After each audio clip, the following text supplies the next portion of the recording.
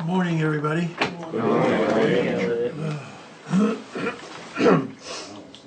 Okay. I presume everybody received a copy of the proposed agenda for the day. Nope. We'll fill you in as we go along. Who said no? Yeah, who said no? Last email Who said no? for the agenda? I didn't. That would require me printing it out. Tom, we got a missing And one. then think that far ahead. I'll talk to Tom after. Anybody else? Okay. All right. No, I tweaked the agenda a little bit, so the copy that I have is a little bit different from what you have. But rest assured, we will cover everything. And hopefully, we should be out of here by 3 o'clock.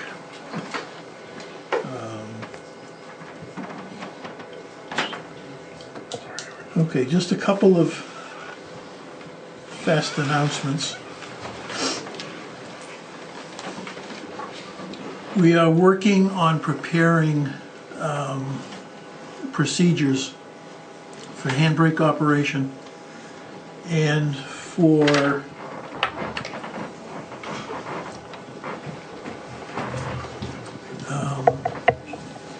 special training during the season for emergency equipment on the fleet cars.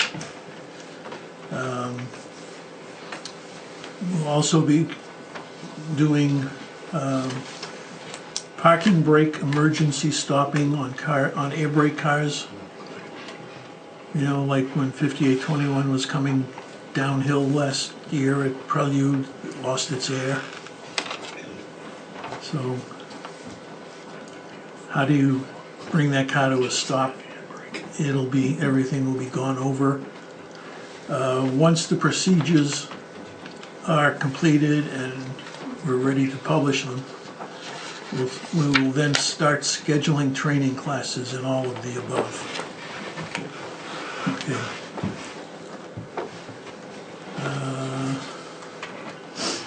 Seems that every time I do this, it gets shorter and shorter. Really? Okay, is Sally here yet? Okay, because our next presentation will be Sally Bates, who will welcome us all back.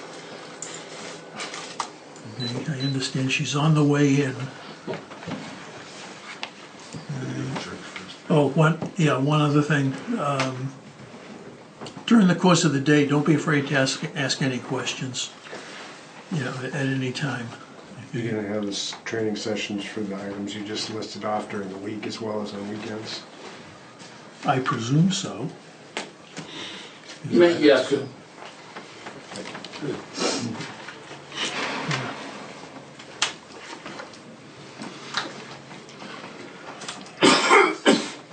Anything else?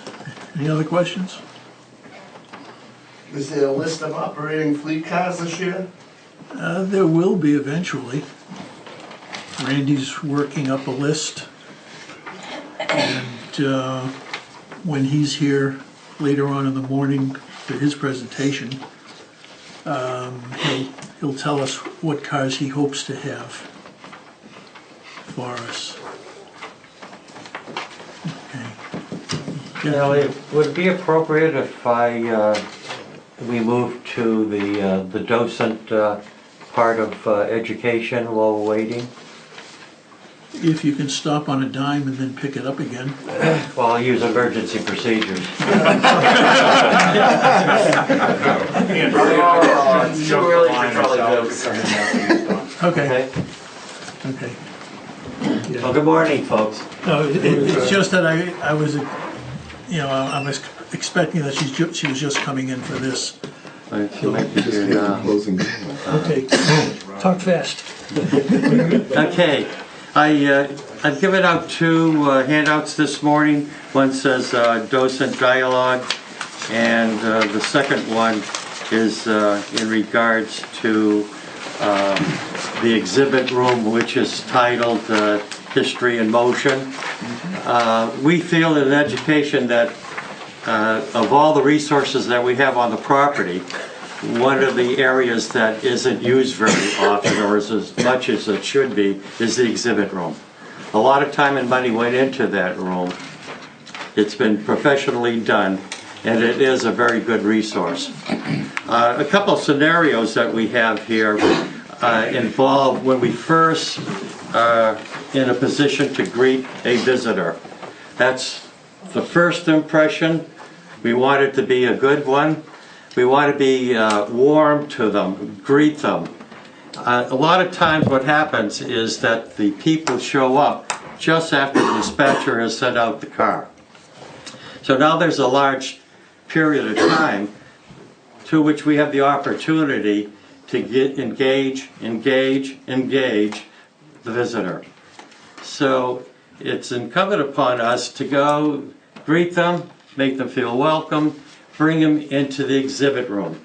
A lot of the things that are in the exhibit room dovetails on their experience on the demonstration railway and other locations on campus. So this is a very excellent way to get involved, get them involved. Again, engage. One of the panels in there is the one about Goodall, the owner of the mills in Sanford. It's a wonderful place to start because it highlights a couple of things. Number one, the electric railways in the area. Mr. Goodall had to use horse and wagon to get raw materials to his textile mill. The finished product had to be by horse and wagon because the nearest railhead was the Boston and Maine Railroad, which was a few miles from the mills.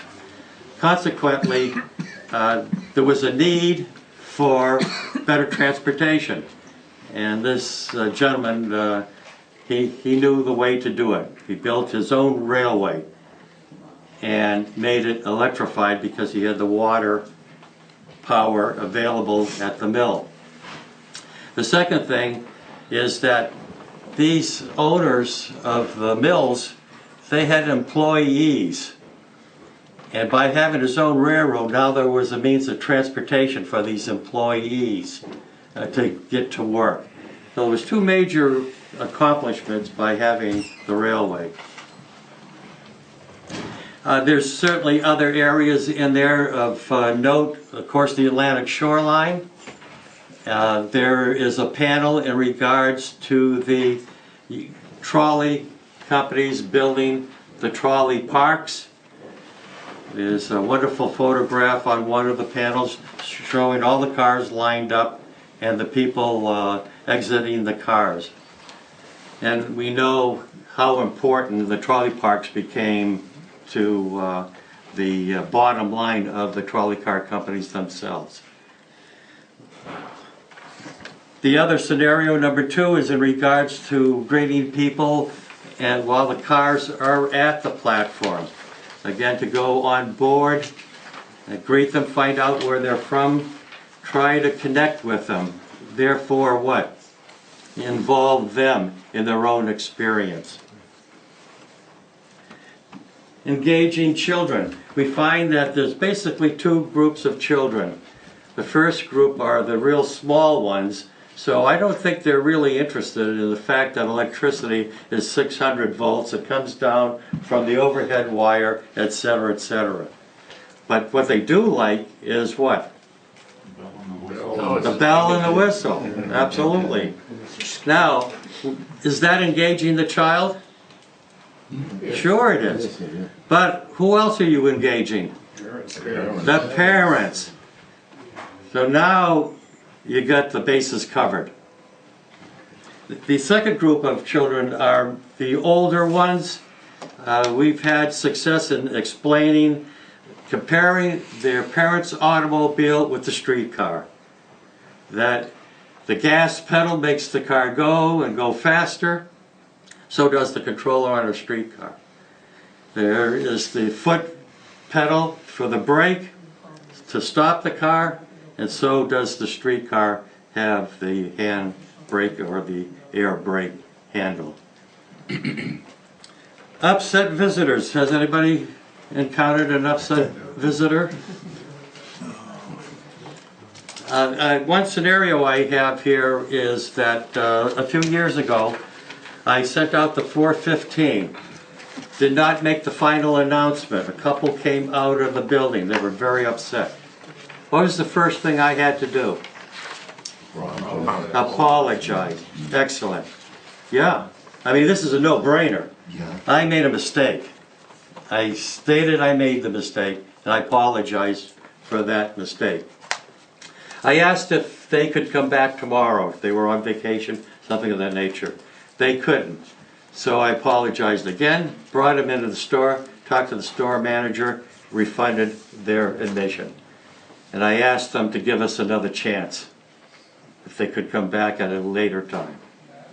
Were they soothed by that? How did they react to that? Yes, they were. Okay. You always can come across some people that the world revolves around them, Yeah. and there's no way to soothe that situation.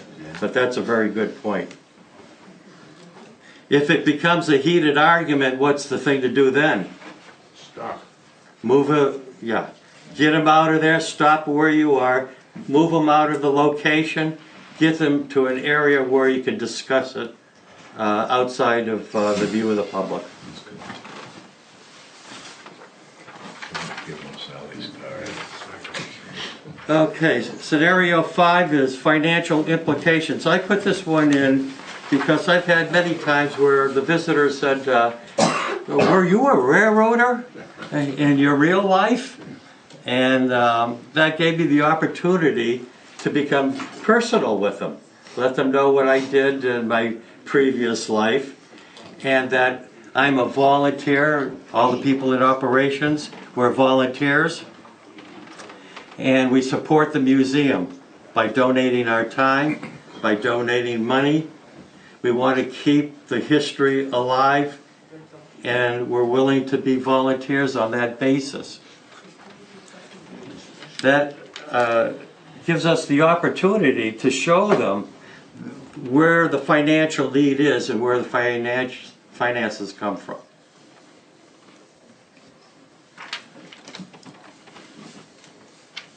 I have just a few other points here. The docent opportunities, the noise under the car, things of that nature.